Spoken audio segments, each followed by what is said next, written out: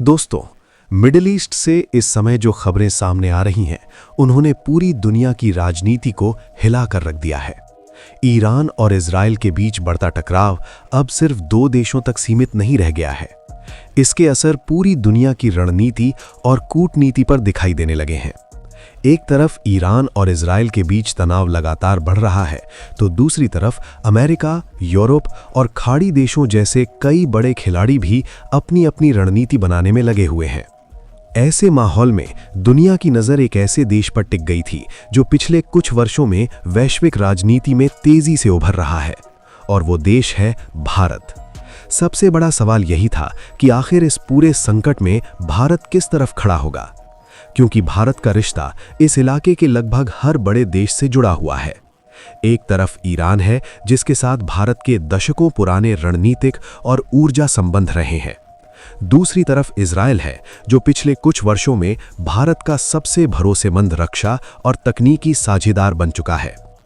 इसके अलावा संयुक्त अरब अमीरात, सऊदी अरब, बहरीन और ओमान जैसे खाड़ी देशों के साथ भी भारत के आर्थिक और व्यापारिक रिश्ते बेहद मजबूत हो चुके हैं।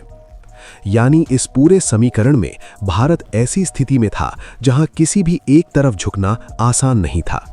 लेकिन फिर कुछ ऐसा हुआ जिसने दुनिया के कई एक्सपर्ट्स को भी चौंका दिया। दुनिया को उम्मीद थी कि भारत हमेशा की तरह संतुलन की नीति अपनाएगा, यानी कोई ऐसा बयान देगा जिसमें किसी देश का नाम ना हो और सिर्फ शांति की अपील की जाए। लेकिन इस बार भारत ने जो किया वो थोड़ा अलग था।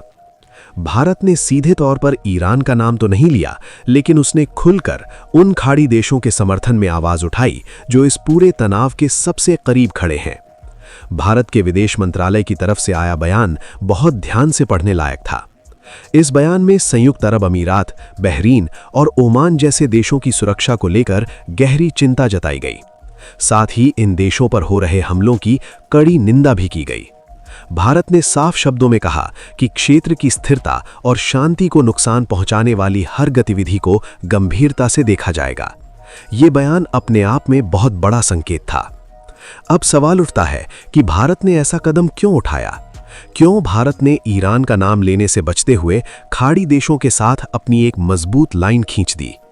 इसका जवाब छिपा हुआ है भारत की बदलती हुई वैश्विक रणनीति में। आज का भारत सिर्फ भावनाओं के आधार पर फैसले नहीं लेता। अब भारत अपने दीर्घकालिक राष्ट्रीय हितों को ध्यान में रखकर कूटनीतिक कदम उठाता है। और अगर पिछले एक दशक के आंकड़ों को देखें तो ये बात बिल्कुल साफ दिखाई देती है। पिछले 10 वर्षों में भारत और खाड़ी देशों के बीच रिश्तों में जबरदस्त बदलाव आया है। आज संयुक्त अरब अमीरात भारत के सबसे बड़े व्यापारिक साझेदारों में शामिल हो चुका है।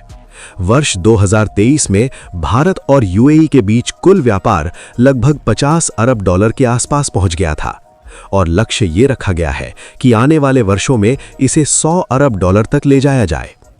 सिर्फ व्यापार ही नहीं, बल्कि निवेश के स्तर पर भी खाड़ी देशों का महत्व भारत के लिए बहुत बढ़ गया है। यूएई और सऊदी अरब की कई बड़ी कंपनियां भारत के infrastructure, renewable energy, logistics, port development जैसे सेक्टरों में अरबों डॉलर का निवेश कर रही हैं। लगभग 9 करोड़ से ज्यादा भारतीय नागरिक इस पूरे क्षेत्र में काम करते हैं। ये लोग हर साल भारत को करीब 40 से 50 अरब डॉलर तक की रेमिटेंस भेजते हैं। ये पैसा भारत की अर्थव्यवस्था के लिए बहुत अहम योगदान माना जाता है। यही वजह है कि जब इस क्षेत्र में तनाव बढ़ता है तो इसका सीधा असर भारत की अर्थव्यवस्था पर भी पड़ता है। भारत दुनिया का तीसरा सबसे बड़ा ऊर्जा उपभोक्ता देश है। भारत अपनी जरूरत का लगभग 50% से ज्यादा कच्चा तेल विदेशों से आयात करता है, और इस आयात का बड़ा हिस्सा आता है सऊदी अरब, इराक, यूएई, कुवैत जैसे खाड़ी देशों से। अगर इस क्षेत्र में संघर्ष बढ़ता है तो तेल की कीमतें तेजी से बढ़ सकती हैं, जिसका सीधा असर भारत की अर्थव्यवस्था और आम लोगों की जिंदगी पर पड़ सकता है। लेकिन असली कहानी यहीं खत्म नहीं होती। भारत के इस फैसले के पीछे एक बहुत बड़ा रणनीतिक गणित भी काम कर रहा है, और इस रणनीति का नाम है India middle east Europe economic corridor.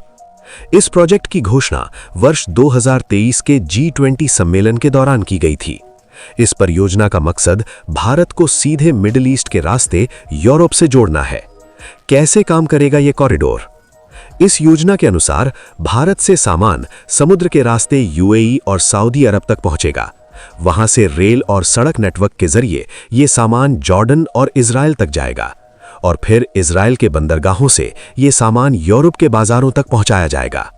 विशेषज्ञों का मानना है कि अगर ये प्रोजेक्ट पूरी तरह लागू हो जाता है तो एशिया से यूरोप तक व्यापार का समय लगभग 40% तक कम हो सकता है।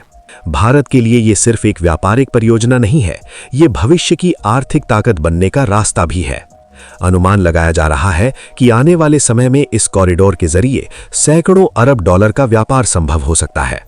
इससे भारत के निर्यात को नए बाजार मिलेंगे और भारतीय उद्योगों को भी बड़ा फायदा होगा। यही वजह है कि भारत खाड़ी देशों की स्थिरता को लेकर इतना सतर्क नजर आता है।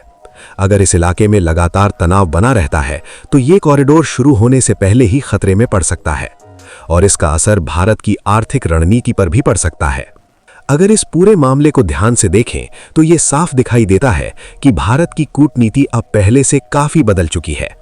भारत अब सिर्फ निष्पक्ष दर्शक नहीं है, बल्कि वो एक ऐसा देश बन चुका है जो अपने हितों के हिसाब से रणनीति तय करता है।